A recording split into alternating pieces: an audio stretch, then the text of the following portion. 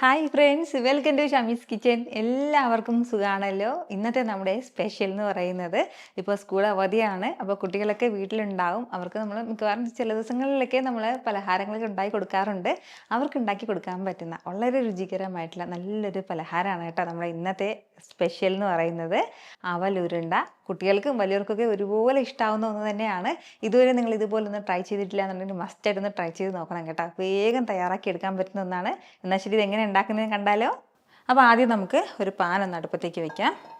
നമ്മുടെ പാൻ ഒന്ന് അടുപ്പത്തേക്ക് വെച്ച് ഒന്ന് ചൂടായി വരുമ്പോഴത്തേക്കും അതിലേക്ക് നമുക്ക് ആദ്യം ചേർക്കേണ്ടത് നമ്മുടെ അവലാണ്.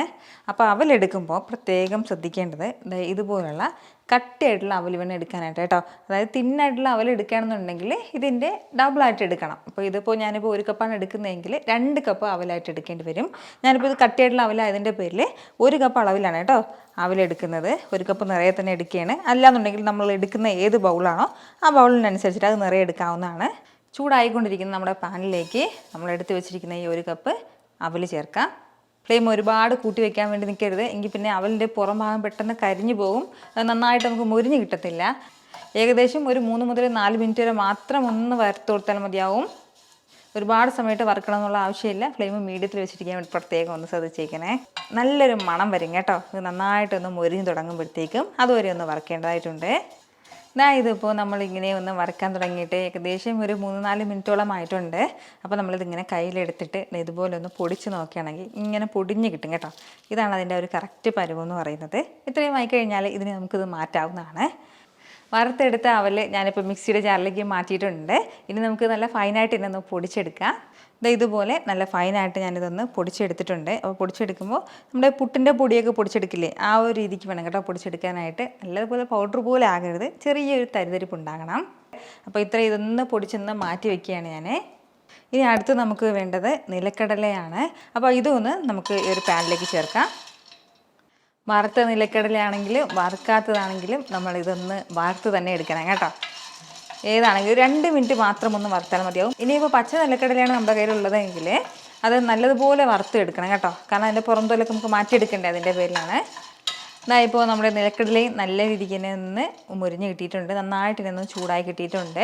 ഇനി നമുക്ക് വേണ്ടത് ഇതൊന്ന് പൊടിച്ചെടുക്കണം. അപ്പോൾ പൊടിച്ചെടുക്കുമ്പോൾ പ്രത്യേകം ശ്രദ്ധിക്കേണ്ടത് ഒരുപാട് സമയമിട്ട് പൊടിച്ച് ഫൈനാക്കി എടുക്കണം എന്നുള്ള ആവശ്യമില്ല. നമുക്ക് ഇങ്ങനെ ഇടികളിലിട്ടിട്ട് അങ്ങനെ ചതച്ചെടുക്കണമെന്നുണ്ടെങ്കിൽ അങ്ങനെ ചതച്ചെടുക്കാം. അതല്ല എന്തെങ്കിലും ചെറിയ ക്രഷറൊക്കെ ഉണ്ടെങ്കിൽ ആ ക്രഷറിലിട്ടിട്ട് ലൈറ്റായിട്ട് മാത്രം ഒന്ന് പൊടിച്ചെടുക്കാം കേട്ടോ. മിക്സിയുടെ ജാറ് യൂസ് ചെയ്യണമെന്നുണ്ടെങ്കിൽ നല്ല ഫൈനായി പൊടിഞ്ഞു പോകും. അങ്ങനെ നമുക്ക് ആവശ്യമില്ല. നമ്മളിത് കഴിക്കുന്ന സമയത്ത് ഇടയ്ക്കിടയ്ക്ക് നമ്മുടെ ഈ നിലക്കടല കടിക്കാൻ കിട്ടുന്നതാണ് അതിൻ്റെ ഒരു ടേസ്റ്റ് എന്ന് പറയുന്നത്. നമ്മുടെ നിലക്കടലയെല്ലാം ഞാനിപ്പോൾ ഇതുപോലെ ഒരു ചോപ്പറിലേക്കൊന്ന് മാറ്റിയിട്ടുണ്ട് കേട്ടോ. അപ്പോൾ ഇനി ചെറുതായിട്ട് നമുക്കിതൊന്ന് ക്രഷ് ചെയ്തെടുക്കാം.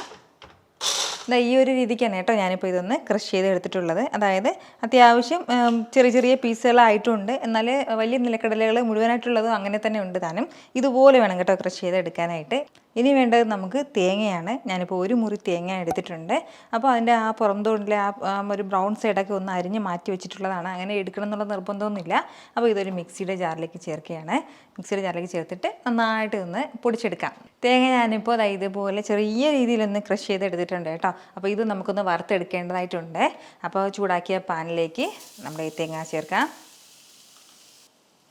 ഇനി ഇതൊന്ന് ലൈറ്റായിട്ടൊന്ന് വറുത്തെടുക്കാവുന്നതാണ്. ഏകദേശം ഒരാഴ്ച വരെ നമുക്കിതൊന്ന് സ്റ്റോർ ചെയ്ത് വെച്ച് യൂസ് ചെയ്യാൻ പറ്റുന്നതാണ് കേട്ടോ. അതിൻ്റെ പേരിലാണ് നമ്മളിതിലേക്ക് ചേർക്കുന്നതെല്ലാം ഒന്ന് വറുത്തെടുക്കുന്നത്. ഒരല്പസമയം ഒന്ന് വറുത്ത് കൊടുത്ത് നമ്മുടെ തേങ്ങയുടെ കളറൊക്കെ ഇതുപോലെ ലൈറ്റായിട്ടൊന്ന് മാറി തുടങ്ങിയിട്ടുണ്ട്. അപ്പോൾ ഇത്രയും തന്നെ മതിയാവും. ഇനി നമുക്ക് ഫ്ലെയിം ഒന്ന് ഓഫ് ചെയ്ത് കൊടുക്കാം. ഇനി നമുക്ക് വേണ്ടത് മറ്റൊരു പാത്രം ഞാനിപ്പോൾ അടുപ്പത്തേക്ക് വെച്ചിട്ടുണ്ട്. ശർക്കര പാനീയം തയ്യാറാക്കി എടുക്കണം. അപ്പോൾ അതിന് വേണ്ടിയിട്ട് ഞാനിപ്പോൾ ഇതുപോലെ 250 ഗ്രാം അളവിലാണ് കേട്ടോ ശർക്കര എടുത്തിട്ടുള്ളത്. അപ്പോൾ ഈ ശർക്കര നമുക്ക് പാനിലേക്ക് ചേർക്കാം. നമ്മുടെ ഈ ശർക്കര ഒന്ന് ഉരുകാനും ആവശ്യമായിട്ട് 1 കപ്പ് അളവിൽ വെള്ളം കൂടി ഒന്ന് വെക്കുകയാണ്. ഇനി നമ്മുടെ ഈ ശർക്കര പാനി നന്നായിട്ട് ഇന്ന് ഉരുകി വരട്ടെ. ഇപ്പോൾ നമ്മുടെ ശർക്കരയൊക്കെ നല്ല രീതിക്ക് തന്നെ ഉരുകി വന്നിട്ടുണ്ട്. ലാസ്റ്റ് നമ്മൾ വറുത്ത് വെച്ചിരിക്കുന്ന ആ ഒരു തേങ്ങയുടെ കൂടെ തന്നെയാണ് ഞാനിപ്പോൾ നമ്മുടെ ശർക്കര പാനി ചേർക്കുന്നത്. ഫ്ലെയിം ഓണാക്കിയിട്ടുണ്ട്. നന്നായിട്ട് അരിച്ച് ചേർക്കണം കേട്ടോ. അതല്ലെങ്കിൽ ഇതുപോലെ ഇത്രയും പൊടിയും ഇതൊക്കെ ഉള്ളതാണ്, അഴുക്കൊക്കെ ഉള്ളതാണ്. അപ്പോൾ നന്നായിട്ടൊന്ന് അരിച്ചെടുക്കണം. ഇതിനോടൊപ്പം തന്നെ നമ്മൾ പൊടിച്ച് മാറ്റി വെച്ചിരിക്കുന്ന നമ്മുടെ അവലിൻ്റെ പൊടി ചേർക്കാം.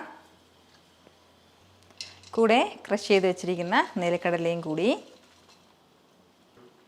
കൂടെ പിന്നെ ഇതിനോടൊപ്പം വേണ്ടത് ഒരല്പം ഏലക്ക പൊടിച്ചതും കൂടിയാണ്. അപ്പോൾ ഇത് ഇത്രയും ചേർത്ത് നല്ല രീതിക്ക് തന്നെ നമുക്കൊന്ന് മിക്സ് ചെയ്ത് യോജിപ്പിച്ചെടുക്കാം. ഈ വെള്ളം എല്ലാം ഒന്ന് വറ്റി വരണം കേട്ടോ. ആ ഒരു രീതിക്ക് വേണം നമ്മളതൊന്ന് മിക്സ് ചെയ്തെടുക്കാനായിട്ട്. നമ്മുടെ ഈ അവൽ ഈ ശർക്കര പാനിയൊക്കെ നന്നായിട്ട് നിന്ന് വലിച്ചെടുക്കും.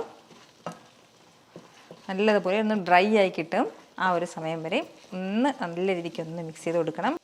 ഒരല്പസമയം ഇതൊന്ന് മിക്സ് ചെയ്ത് കൊടുത്തപ്പോൾ തന്നെ നല്ല രീതിക്ക് ഇതൊന്ന് ഡ്രൈ ആയി കിട്ടിയിട്ടുണ്ട്. ഇതുപോലെ നന്നായിട്ട് തന്നെ ആ ഒരു ശർക്കര പാനിയൊക്കെ ഒന്ന് മാറി കിട്ടിയിട്ടുണ്ട്. ഇനി ഇതിലേക്ക് നമുക്ക് വേണ്ടത് ഇതുപോലെ 1 ടേബിൾ സ്പൂൺ നിറയെ തന്നെ നെയ്യും കൂടിയാണ്. അപ്പോൾ നെയ്യും ചേർത്തിട്ട് വീണ്ടും ഇതെല്ലാം കൂടി വീണ്ടും ഒന്ന് യോജിപ്പിച്ചെടുക്കണം. ഇത്രയും ആയിക്കഴിഞ്ഞാൽ നമ്മുടെ പണി കഴിഞ്ഞിട്ടുണ്ട് കേട്ടോ. നന്നായിട്ടൊന്ന് യോജിപ്പിച്ച് കഴിയണം. ഇനി നമുക്ക് ഫ്ലെയിം ഒന്ന് ഓഫ് ചെയ്ത് കൊടുക്കാവുന്നതാണ്. ഇതിപ്പോൾ അത്യാവശ്യം നല്ല ചൂടാണ്. ഈ ചൂട് ചെറുതായിട്ടൊന്ന് മാറിക്കഴിഞ്ഞിട്ട് നമുക്ക് ഇഷ്ടമുള്ള ഷേപ്പിന് ഇതൊന്ന് ഉരുളകളാക്കിയോ അതല്ലെന്നുണ്ടെങ്കിൽ നമുക്ക് ഇഷ്ടമുള്ള ഏതെങ്കിലും ഷേപ്പിലുള്ള നമ്മുടെ മോൾഡുകളുണ്ടല്ലോ, കേക്കിൻ്റെയൊക്കെ മോൾഡ്, അതിലേക്ക് വെച്ചിട്ട് നമുക്കങ്ങനെ ഒന്ന് ഡിസൈൻ ചെയ്തെടുക്കാം. ഞാനിപ്പോൾ ഇത് ഉരുളകളാക്കിയാണ് കേട്ടോ ചെയ്തെടുക്കുന്നത്. അപ്പോൾ നമുക്ക് കുട്ടികൾക്ക് കൊടുക്കാൻ എളുപ്പമാണ്, ചെയ്തെടുക്കാനും വളരെ ഈസിയാണ്. അപ്പോൾ ഞാൻ ഇതൊന്ന് തണുക്കട്ടെ. തണുത്തതിന് ശേഷം നമുക്ക് ചെറിയ ചെറിയ ഉരുളകളാക്കി എടുക്കാം. അതായത് ഇപ്പോൾ ചെറുതായിട്ടൊന്ന് തണുത്ത് കിട്ടിയിട്ടുണ്ട്. ഇനി നമുക്ക് ഉരുളകളാക്കി മാറ്റാവുന്നതാണ്. കൂടെ ഒരല്പം അണ്ടിപ്പരിപ്പ് എടുത്തിട്ടുണ്ട് കേട്ടോ, വറുത്ത അണ്ടിപ്പരിപ്പാണ്. അപ്പോൾ അതിന് മുകളിലേക്ക് ഉരുളകൾക്ക് മുകളിലേക്ക് വെക്കുമ്പോൾ ഒരു ഭംഗിക്ക് വേണ്ടി എടുത്തിട്ടുണ്ടെന്നേ ഉള്ളൂ. ഇനി ഉരുളകൾ പിടിക്കാം. അപ്പോൾ അതിന് വേണ്ടിയിട്ട് ഞാനിപ്പോൾ ഇതുപോലെ ചെറിയൊരു തവി നിറയെ എടുക്കുകയാണ് മിക്സ്. നമുക്ക് ഇഷ്ടത്തിനനുസരിച്ചിട്ട്. കൂടെ തന്നെ ഇതിന് മുകളിലായിട്ട് ഒരു അണ്ടിപ്പരിപ്പും വെച്ച് കൊടുക്കാം. ഇതുപോലെ ഒരു അണ്ടിപ്പരിപ്പും കൂടി വെക്കുകയാണ്. നല്ല രീതിയിൽ തന്നെ നമുക്ക് ഒരു ഉരുള പിടിക്കാം. നമ്മുടെ ലഡുവൊക്കെ തയ്യാറാക്കുന്നത് പോലെ നന്നായിട്ടൊന്ന് ഉരുണ്ടയാക്കാവുന്നതാണ്. ഇതുപോലെ ഈ ഒരു രീതിക്ക് നമ്മുടെ അവലുരുണ്ട ഇവിടെ റെഡി ആയിട്ടുണ്ട്. ഇതുപോലെ തന്നെ നമുക്ക് ബാക്കിയുള്ളതും ഒന്ന് ചെയ്തെടുക്കാം കേട്ടോ.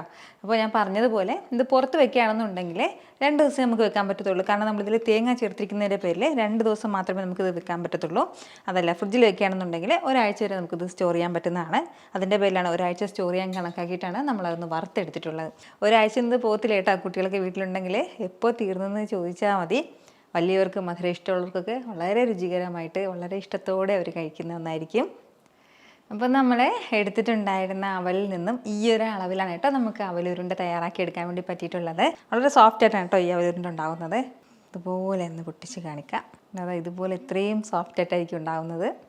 നമ്മുടെ അവലുരുണ്ട ഇവിടെ നല്ല സൂപ്പറായിട്ട് റെഡി ആയിട്ടുണ്ട്. ഉറപ്പായിട്ട് ഒരു തവണ നിങ്ങളൊന്ന് ട്രൈ ചെയ്ത് നോക്കണം. ട്രൈ ചെയ്ത് നോക്കുന്നവർ മറക്കാതെ നിങ്ങളുടെ ഫീഡ്ബാക്ക് കൂടി ഒന്ന് അറിയിച്ചിരിക്കണം കേട്ടോ. കാരണം നിങ്ങളുടെ ഫീഡ്ബാക്ക് കാണുമ്പോഴായിരിക്കും അത് മറ്റുള്ളവർക്കും തയ്യാറാക്കി നോക്കണം എന്നുള്ളൊരു പ്രചോദനം ഉണ്ടാകുന്നത്. അപ്പോൾ ഈ വീഡിയോ ഇഷ്ടമായാൽ ഇതൊന്ന് ലൈക്ക് ചെയ്യാനും ഷെയർ ചെയ്യാനും സബ്സ്ക്രൈബ് ചെയ്യാനൊന്നും ആരും മറക്കരുത്. വീണ്ടും നല്ലൊരു ഉഷാറ് വീഡിയോ ആയിട്ട് അടുത്ത റെസിപ്പി ആയിട്ട് വരാം. അതുവരേക്കും എല്ലാവരും ഹാപ്പി ആയിട്ടിരിക്കുക, സേഫ് ആയിട്ടിരിക്കുക. Take care, Tata.